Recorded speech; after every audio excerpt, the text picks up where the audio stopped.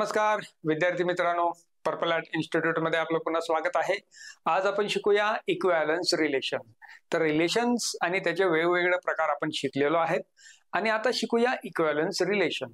आता ह्या इक्विव्हॅलन्स रिलेशनला मी जर म्हणेल तर हे पूर्णपणे हे कंप्लीट फॅमिली किंवा कंप्लीट रिलेशन असं मी म्हणेल त्याला। तर कंप्लीट रिलेशन का म्हणतात त्याला, तर कारण जर तीन त्याचे जे रिलेशन्स आहेत म्हणजे तीन प्रकारचे जे रिलेशन्स आहेत ते जर इथे सॅटिस्फाय होत असेल तर त्याला आपण म्हणतो इक्विव्हॅलन्स रिलेशन। तर ते कोणते असतील, तर रेस्ट हा शब्द आठवून घ्या म्हणजे तुम्हाला हे रिलेशन समजेल। रेस्ट म्हणजे आर ई म्हणजे रिफ्लेक्सिव्हिटी, एस म्हणजे सिमेट्रिक आणि टी म्हणजे ट्रान्झिटिव्हिटी। तर हे तीन रिलेशन जिथे सॅटिस्फाय होत असतील तर त्याला आपण म्हणतो इक्विव्हॅलन्स रिलेशन्स। तर बघूया इक्विव्हॅलन्स रिलेशन्स कसे असतील आणि पुन्हा आपण बघूया की हे इक्विव्हॅलन्स रिलेशन मधले ते जे तीन रिलेशन आहेत ते कसे काय असतील, तर त्याची कॅरेक्टरिस्टिक्स कसे असतील। तर इक्विव्हॅलन्स रिलेशन तर बघा, रिफ्लेक्सिव्ह म्हणजे काय की जो स्वतःलाच रिलेट करत असेल तर त्याला आपण म्हणतो रिफ्लेक्सिव्ह।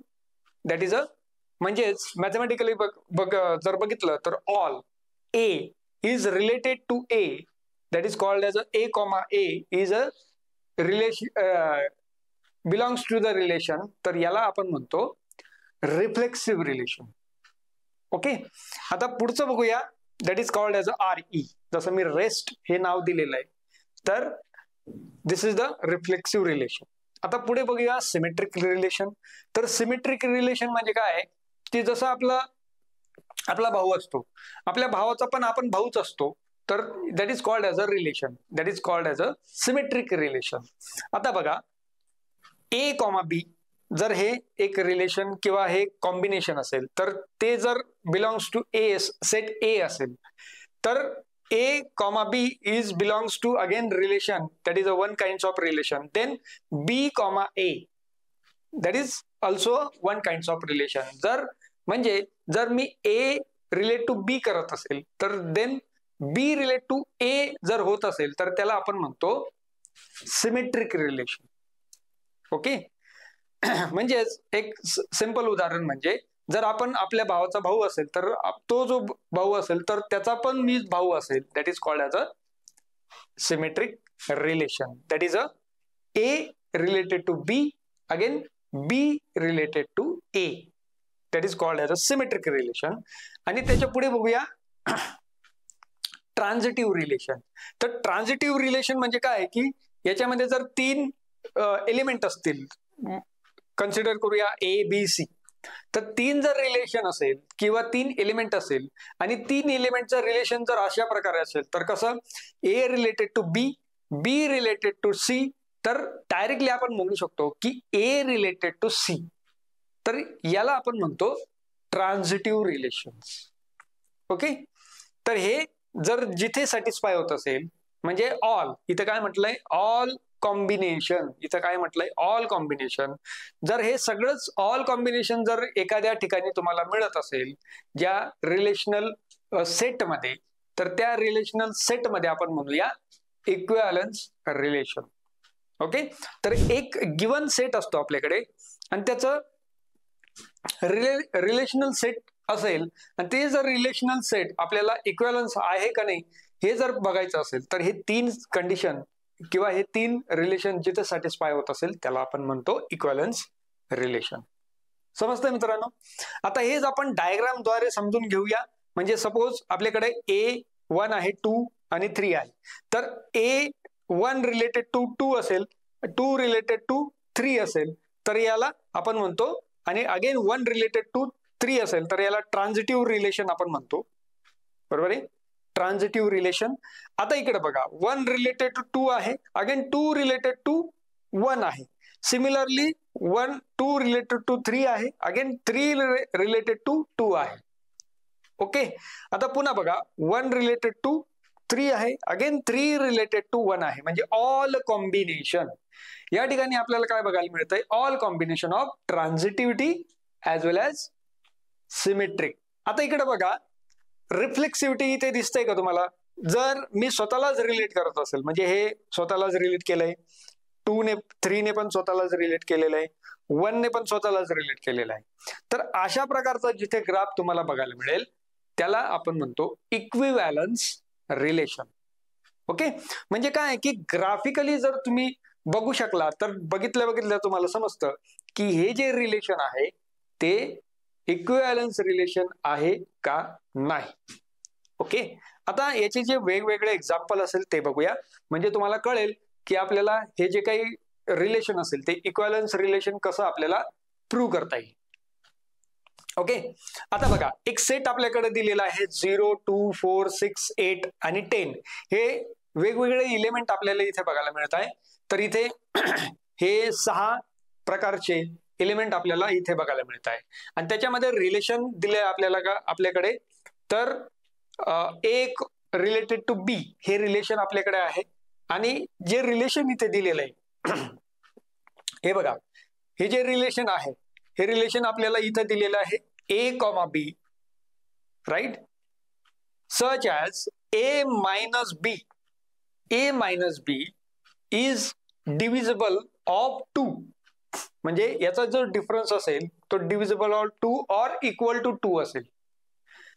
हे इथे आपल्याला प्रूव्ह करायचं आहे. म्हणजे हे जे कॉम्बिनेशन असेल, हे जे रिलेशन असेल, हे ट्रान्झिटिव्ह रिलेशन असेल, सिमेट्रिक रिलेशन असेल आणि रिफ्लेक्सिव्ह रिलेशन आहे का, हे तिघा केसमध्ये म्हणजे इक्विव्हॅलन्स रिलेशन आहे का नाही हे आपल्याला इथे चेक करायचं आहे. ओके, तर बघा हे जे रिलेशन आहे याचा अर्थ काय आहे ते आधी समजून घ्या परत, म्हणजे तुम्हाला कळेल की आपल्याला हे रिलेशन कसं ठेवायचं आहे. हे बघा, डिफरन्स हा काय आहे, a मायनस बी हा एक डिफरन्स आहे. तो डिफरन्स कसा आहे, डिव्हिजिबल बाय 2 आहे और इक्वल टू 0 आहे. बरोबर, म्हणजे काय की हे दोन कॉम्बिनेशन आपल्याला इथे बघायला मिळतंय. तर हे जे काही डिव्हिजन असेल, म्हणजे डिव्हिजन प्लस हे हा जो काही डिफरन्स असेल तो आयदर डिव्हिजिबल ऑफ 2 असेल किंवा इज इक्वल टू 2 असेल. तर हे रिलेशन जर आपल्याला प्रूव्ह करायचं आहे तर हे रिलेशन इक्विव्हॅलन्स रिलेशन आहे का नाही हे आपल्याला इथे प्रूव्ह करायचं आहे. तर आता 1 बाय 1 प्रूव्ह करूया, म्हणजे आपल्याला कळेल की हे इक्विव्हॅलन्स आहे का नाही. तर पहिलं काय करायचं, आपल्याला रिफ्लेक्सिव्हिटी हे चेक करायचं आहे. तर चेक करण्यासाठी आपल्याला माहिती आहे की ते स्वतःलाच रिलेट करायला पाहिजे. ओके, आता बघा, जर मी 0 मायनस 0 केला तर डेफिनेटली 0 येईल. ओके, जर मी 2 मायनस 2 केला तर डेफिनेटली 0 येईल, 4 मायनस 4 केला तर 0 येईल. तर अशा प्रकारे सगळे एलिमेंट जर मी स्वतःलाच मायनस केले तर डेफिनेटली काय होईल, आपल्याला हे जे काय रिलेशन आहे ते प्रूव्ह होत आहे इथे. म्हणजेच आपल्याला इथे प्रूव्ह होत आहे की ही जी काही रिफ्लेक्सिव्हिटी आहे, म्हणजे 2 मायनस 2 किंवा जे काही एलिमेंट आपल्याला इथे बघायला मिळत आहे तर ते स्वतःलाच जर मायनस केले तर डेफिनेटली त्याचं जे आन्सर असेल 0 असेल. तर आपल्याला इथे काय म्हटलेलं आहे की a minus B is equal to divisible of 2 असलं पाहिजे किंवा इज इक्वल टू 0 असलं पाहिजे. तर रिफ्लेक्सिव्हिटी जर आपल्याला चेक करायची असेल तर डेफिनेटली सगळ्या एलिमेंट बद्दल आपल्याला ती रिफ्लेक्सिव्हिटी ही बघायला मिळेल. ओके, म्हणून आपल्याला इथे कळत आहे की ही जी काही रिफ्लेक्सिव्हिटी असेल ती इथे प्रूव्ह झालेली आहे. कळत आहे मित्रांनो. तर हे बघा, सगळ्याच एलिमेंट बद्दल आपल्याला हे म्हणू शकतो की इज इक्वल टू 0 आहे, म्हणून हा जो गिवन रिलेशन आहे ते रिफ्लेक्सिव्ह आहे. याच्यानंतर आपल्याला चेक करायचं आहे सिमेट्री. सिमेट्री आपल्याला चेक करायची, म्हणजे सिमेट्री म्हणजे काय, जर a रिलेट टू b असेल तर definitely b relate to c, sorry a relate to b असेल तर b रिलेट टू a असलं पाहिजे. तर हे जर रिलेशन इथे प्रूव्ह होत असेल तर डेफिनेटली हे जी काही सिमेट्री असेल ते आपल्याला इथे प्रूव्ह होते. तर बघूया ही जी काही सिमेट्री असेल ती कशी काय प्रूव्ह होईल. ओके, आता बघा, जर a minus B is divisible of 2 जर असेल तर डेफिनेटली आपल्याला काय करावं लागेल, अगेन b मायनस a पण करावं लागेल. म्हणजेच हे जे रिलेशन आहे हे गिवन सेट बद्दल आपण विचार करतोय, येतंय लक्षात. आता बघा, मी 0 मायनस 2 करतोय तर 0 मायनस 2 ऑब्विसली त्याचा आन्सर निगेटिव्ह येईल. ओके, आणि पुन्हा जर 2 मायनस मी 0 करेल तर त्याचा आन्सर पॉझिटिव्ह येईल. बस एवढंच येईल. म्हणजे काय की मॅटर आपला आहे पॉझिटिव्ह किंवा निगेटिव्ह. ओके, म्हणून इथे काय म्हटलंय की इथे पर्सेंटेज ऑफ 2 म्हणजे काय की डिव्हिजिबल ऑफ 2, म्हणजे त्याचा प्लस ऑर मायनस हे एक्सेप्टेबल असेल, पण त्या केसमध्ये त्याची मॅग्निट्यूड काय आहे की डिव्हिजिबल ऑफ 2 असली पाहिजे, म्हणजे त्याचा जो डिव्हिजन असेल. तर हे बघा 0 - 2 जर केला तर काय होईल, त्याचा निगेटिव्ह आन्सर येईल, पण तो डिव्हिजिबल ऑफ 2 असेल.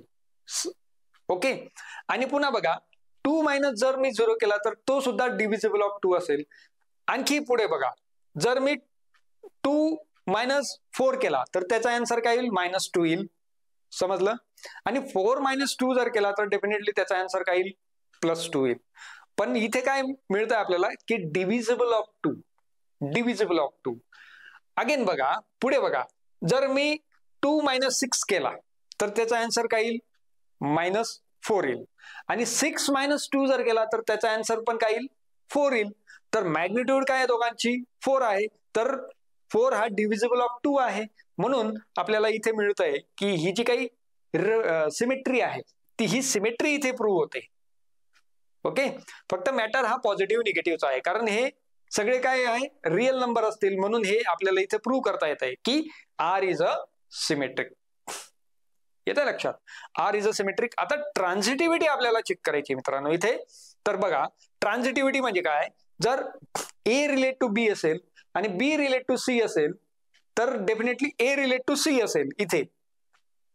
ओके, आता पुन्हा बघा, जर मी काय करेल, 0 - 2 करेल, बरोबर, तर हे एक रिलेशन मिळेल. मग 0 - 2 सुद्धा डिव्हिजिबल ऑफ 2 असेल. आता पुन्हा बघा, 2 - मी जर 4 केला, 2 - जर 4 केला तर त्याचा आन्सर आपल्याकडे काय येईल, 2 येईल. मग डेफिनेटली त्याला पण डिव्हिजिबल ऑफ 2 असेल. तर डेफिनेटली, तर बघा 0 - 4 जर मी केला तर डेफिनेटली त्याला पण डिव्हिजिबल ऑफ 2 येईल. म्हणजेच इथे काय होतंय, इथं काय होतंय की जी काही रिफ्लेक्सिव्हिटी आहे, सॉरी, जी काही ट्रान्झिटिव्हिटी आहे ती ट्रान्झिटिव्हिटी इथे प्रूव्ह होते. तुम्ही कोणत्याही कॉम्बिनेशन मध्ये हे चेक करू शकतात. फॉर एक्झाम्पल, मी चेक केलं, 2 - 4 केला, आन्सर आलं 2, म्हणजे डिव्हिजिबल ऑफ 2 आहे. नंतर 4 - 6 केला, राईट, डिव्हिजिबल ऑफ 2 येणारच आहे. नंतर 6 किंवा 2 - 6 केला, येतं लक्षात, 2 - 6 केला म्हणजे त्याचा आन्सर 4 येत आहे, मायनस निगेटिव्ह मध्ये येत आहे, ठीक आहे, पण तो रिअल नंबर आहे, येत आहे लक्षात. मग तो सुद्धा डिव्हिजिबल ऑफ काय येईल, 2 येईल. म्हणजेच ही जी काही ट्रान्झिटिव्हिटी आहे ती सुद्धा इथे प्रूव्ह होते. म्हणून आपल्याला म्हणता येईल की हे जे काही गिवन रिलेशन, हे जे काही गिवन रिलेशन आहे ते इक्विव्हॅलन्स रिलेशन आहे. तर इथे अशा प्रकारे हे तुम्हाला इथे प्रूव्ह करता येत आहे की hence R is a equivalence relation of set A. हा जो सेट ए दिलेला आहे याच्याशी जे काही एलिमेंट आहे ते सगळे जे काही एलिमेंट आहे ते इक्विव्हॅलन्स रिलेशन हे प्रूव्ह करताय. हे जे काही रिलेशन आहे ते कम्प्लीट फॅमिली वालं रिलेशन आहे. ओके, तर अशा प्रकारचे जे काही एक्झाम्पल आहे ते तुम्हाला सॉल्व्ह करता येतील. ओके, तर थँक्यू अँड गुड बाय.